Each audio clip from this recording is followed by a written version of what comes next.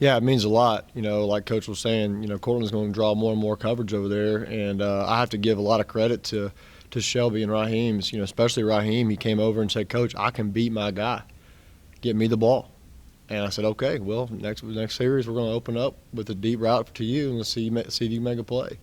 And he did, and that was very encouraging to see, and I was very proud of Raheem for doing that. I mean, he came over and he wasn't, feeling full of smoke and saying he can beat his guy. I mean, he ran right by his guy, and Matt made an unbelievable throw and made a big play. And so that's very big for us to have other guys stepping up and got to bring some other guys along. But while we're talking about receivers, even Ace Holloman, he didn't get as many reps as he wanted to, but he got the 12th man award this week, and it's for when he went in, he did a really nice job. But really, he's on the sideline telling the guys, hey, this is what the safety's doing to you. This is what the corner's doing to you.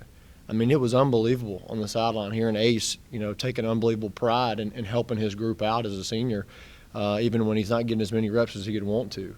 And, man, I was very proud of Ace and gave him the 12th man award this week because of that.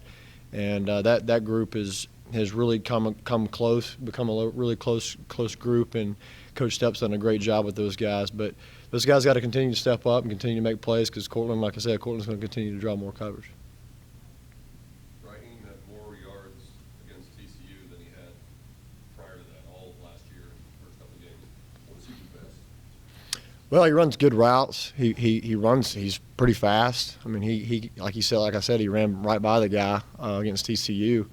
Guy tried to press him up, and he ran right by him. So he does a really nice job. He's also a leader. I know he's a young guy, but he's also a leader in that group. I think a lot of the guys look up to him. But he's doing a nice job for us, and I'll expect him to continue to get better and to improve. Kevin Thomas had a big third down reception on the first touchdown drive. How much has he progressed in his first 3 games? Yeah, Kevin, he's done a really good job. The Baylor game, he had a little too many MAs, missed assignments, and he's taken it upon himself to get better and learn the offense, learn the system, where he's eliminating those mental mistakes. And he was probably the second most targeted guy we had behind Cortland. So he's definitely come along. He's coming along really nice and doing a really good job for us. Coach, Matt was real complimentary of the offensive line after the game on Saturday, especially after Coach Morris wanted those guys to take a step. What did you see from them this weekend? Last week during practice, man, they did what they normally do. They had a good week of practice. They've had 3 good weeks of practice and a good fall camp. I think I've mentioned that in just about every press conference. But they did do a really nice job the other night. The sacks that Matt had, I think, were really mostly Matt's fault, just holding on the ball too long. So they've done a really good job in protecting him and keeping him clean for the most part. And Matt's going to pull the ball down and run it every once in a while too. So Matt's also helped them out in some situations, but the offensive line's done a really nice job. The lack of turnovers in a game like that and against a team like that, especially, what does that say about your guys? Is that something? Obviously, that's something to stress. Yeah, well, we emphasize ball security daily. I mean, it is a daily. If y'all seen us practice, I mean, we have several drills where we're trying to punch the ball out and always emphasizing that. And last week, I will have to give a lot of props to our guys. I think TCU was the leader, the number 1 team in the country in taking the ball away, and we didn't allow them to get the ball at all. And that was our main goal last week, was to take care of the football, and didn't allow TCU to do that. So a lot of credit goes to those guys, but again, it's a daily emphasis in our room, and all of our coaches take unbelievable pride in coaching ball security. Some of that too, the quarterback throwing it, not just at the right spots, but spots that only the receiver or nobody's going to get it. I mean, that's something Matt's focusing on. Yeah, Matt's doing it unbelievable. He's seeing it really well right now. We had a couple calls last week that, the intended receiver, the primary receiver, so to speak, wasn't open.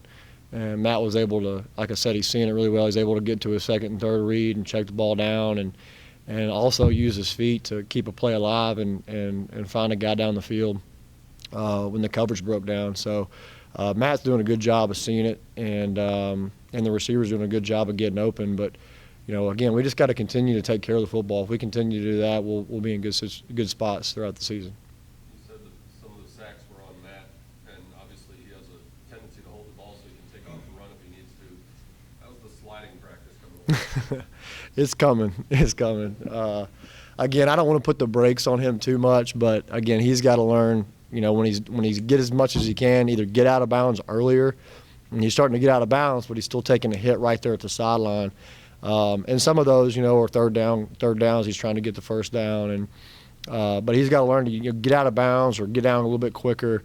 But again, man, Matt is, for these past 3 weeks, he's just played like a warrior. I mean, he's left it all out on the line. Down there on the goal line, I think it was third quarter. We're going in to score, and he runs the wrong play. We run the wrong play, and I think he kind of during the play realized it, and he went and made a play. And I don't know how it doesn't get reviewed or how that spot doesn't get reviewed, but on tape it looks like clearly to me he reaches the ball out and gets the first down. I mean, just unbelievable effort on that play. And that's what he's shown the past 3 weeks. That he's just going to lay it all on the line for his team, and I can't be more proud of him for doing that.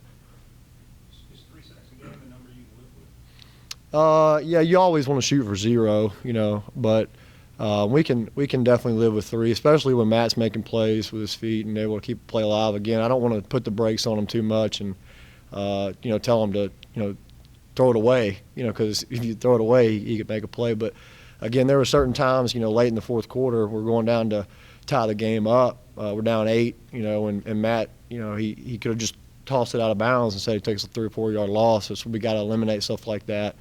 And Matt knows that, but he's done an unbelievable job in playing, and so I can't fault him for trying to make plays. So it's tough. After the game in the locker room, I wanted it for those guys so much. It was really tough. Because I felt like we were about to win. Right there in the fourth quarter, we had them around the ropes, had them right there where we wanted them, and I just in the locker room after the game, you could just see those guys wanted it so bad. They wanted that so bad, and I wanted it for them so bad. And we're really close to being a really good offense. We got some work to do and got to clean up some areas, but really proud of the progress we've made to this point. And if we continue to hit the tree in the same spot, like Coach Moore says, we'll be just fine. What challenges does the JMU defense present you guys? I know Chris mentioned they're fast, they're aggressive. Yeah, they're fast. They're really aggressive. They run a scheme that we haven't seen yet. They got several different blitzes that we're going to have to work on this week, and I'm sure they'll have a wrinkle for us, and we'll have to do a good job in the game of figuring out what they're doing and how to get it protected or how to get it fixed. But again, today we're going to work a lot of their blitz package because they bring a lot of different guys, a lot of different places.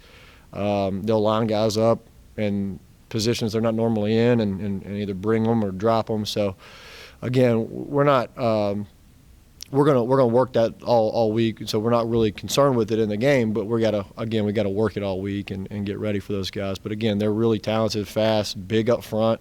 They're big-legged guys is what we would say, and so it's going to be hard to move those guys up front. We got to do a good job up front this week. So. Braylon Hyder and Nick Nator both played at left guard the other day. Yeah. Is one starting to separate himself from that, or do you see that rotation continue? One's starting to separate himself, but again, right now we're trying to get those guys in their playing shape. Both of them missed some time in spring and some time in the summer. So. Again, they're just slowly working their way back in, but yeah, one of them's definitely separating himself, and I guess y'all see on Saturday. Thanks a lot, guys. Thanks, man. Yeah.